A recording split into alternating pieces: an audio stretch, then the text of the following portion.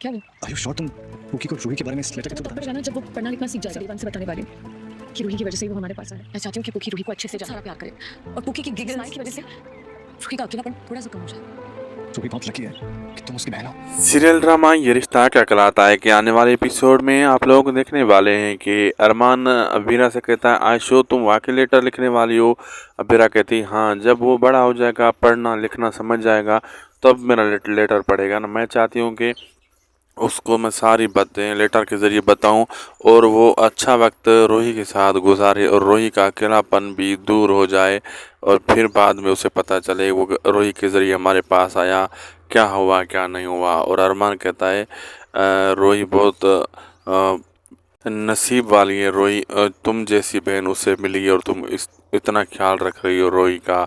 और ये अबीरा देखकर उसकी आंखें नम हो जाती हैं ये अरमान की बातें सुनकर।